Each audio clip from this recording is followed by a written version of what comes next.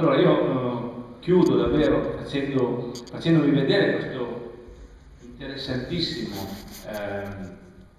sondaggio. Matteo tutti i lunedì riceve un sondaggio, è lo stesso sondaggista che lo ha aiutato quando ha vinto nel 2009 a Firenze, e da allora non ha sbagliato nulla, motivo per cui si fida tanto, no? Questo non so se si vede qui.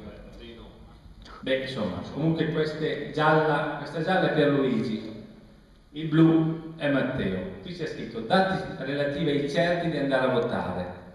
Pierluigi Bersani 41,8, Matteo Renzi 39,8.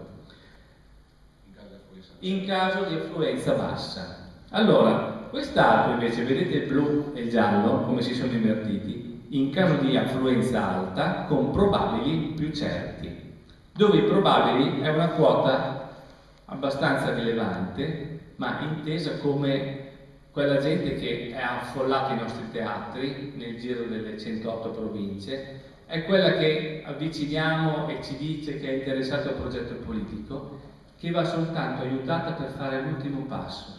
Quindi dipende da noi, dalla nostra capacità di convincimento per fargli l'ultimo passo, perché in quel modo la rivoluzione gentile che stiamo portando avanti andrà a compimento. Grazie.